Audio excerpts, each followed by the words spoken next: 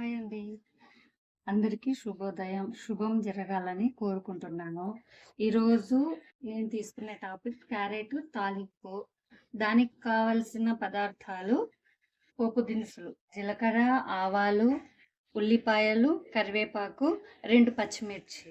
దాంట్లోకి తాలింపుకు కావాల్సినది పొడికి పప్పులు, కారం పొడి, తెల్లవాయలు తగినంతనే మీ చేసుకునే దానిని బట్టి మీరు ఐటెం తయారు చేసుకోవచ్చు. నేను ఎక్కువ క్యారెట్ తీసుకున్నాను కాబట్టి నేను ఎక్కువ క్వాంటిటీతో వేసుకుంటున్నాను. 3 ఉల్లిపాయలు నేను తీసుకున్నాను. అదే దీంట్లో కొంచెం మీరు తక్కువ అయినా కానీ ఉల్లిపాయలు తక్కువ చేసుకోవచ్చు.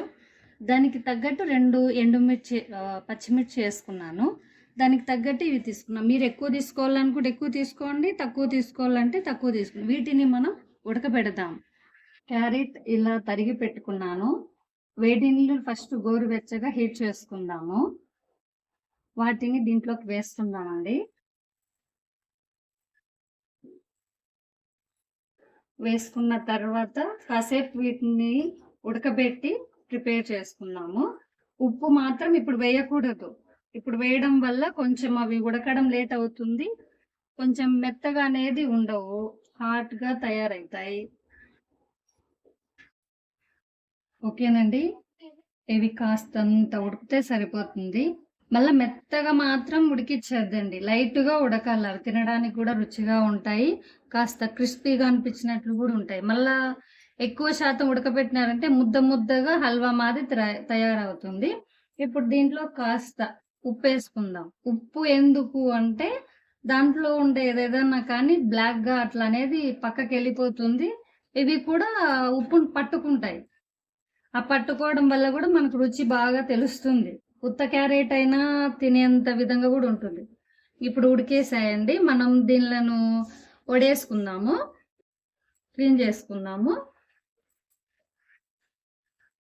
ఉప్పు వేసిన తర్వాత 1 నిమిషం మాత్రమే దానిని ఉడకనివ్వండి. మరి మెత్తగా అయిపోతాయి కదా.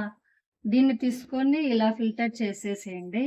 ఇలా చేయడం వల్ల క్యారెట్కి ఏమన్నా ఉన్నామనుకో మట్టి అందు కూడా వెళ్ళిపోతుంది ఈజీగా.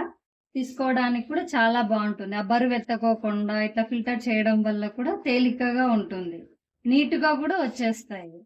చూడ్డానికి కూడా చాలా చక్కగా బాగుంటుంది. ఇలా ఒకసారి ప్రిపేర్ చేసి చూడండి, టేస్ట్ అయితే చాలా బాగుంటుంది. కొంతమంది మగ్గిస్తారు వాటిని.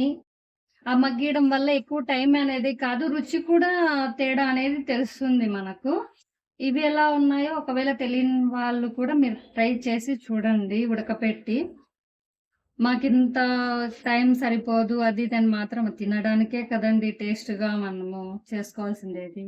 వీటికి క్లీన్ చేసేసుకుందామండి. ఇప్పుడు వేపుడు వేసుకుందామండి. ఇంకా ఆయిల్ మీరు మీ టేస్ట్కి తగినట్లు, కొంచెం ఆయిల్ ఎక్కువ ఉంటేనే టేస్ట్ ఉంటుంది పప్పుల పొడికి కాబట్టి ఆయిల్ ఇంత వేస్తున్నా నేను. జీలకర్ర, ఆవాలు, 2 పచ్చిమిర్చి,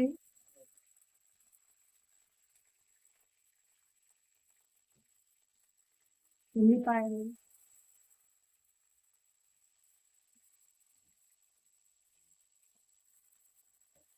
ఉల్లిపాయలు మీకు తగ్గట్టు అనేది కాకుండా కొన్ని ఎక్కువే తీసుకోండి. నేనైతే నాకు చాలా ఉన్నాయి కాబట్టి నేను 3 పెద్ద ఉల్లిపాయలు తీసుకున్నాను. మీరు దీంట్లో కొంచెం అనుకుంటే 2 అన్నా తీసుకోండి, 1.5 అన్నా తీసుకోండి.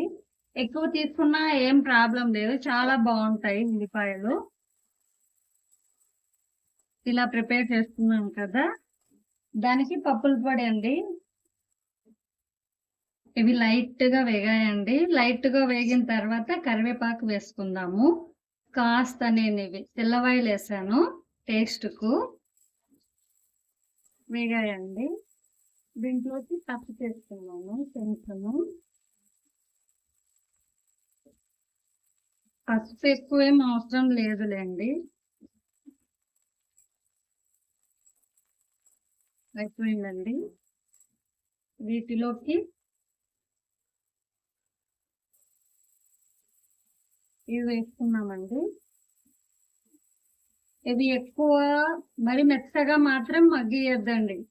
ఇవి ఎక్కువ మెత్తగా మగ్గిస్తే ఇక్కడ మనకు కనిపించే విధంగా కూడా ఉండదు. చూడండి, లైట్ గా మాత్రమే, మరి అంతగా లేదు. తినడానికి కూడా చాలా బాగుంటాయి పిల్లోళ్ళకైనా కానీ. ఇవి చూడండి, మళ్ళీ అంత గట్టిగా వద్దు, అంత మెత్తగా వద్దు, మధ్యలోనే చూసుకుంటూ ఉండండి 2 నిమిషాల పాటు.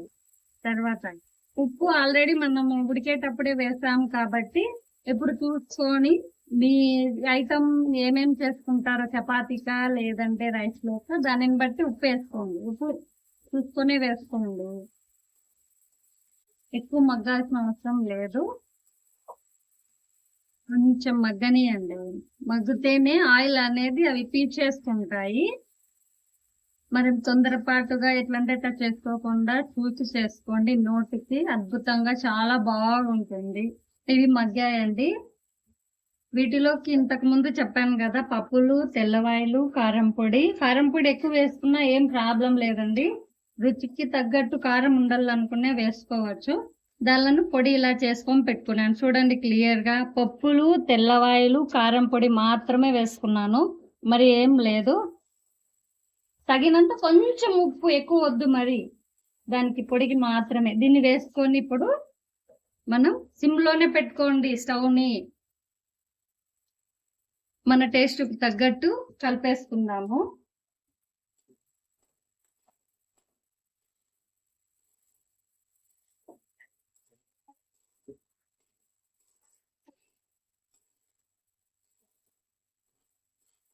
అంతేనండి, క్యారెట్ తాలింపు అయిపోయింది.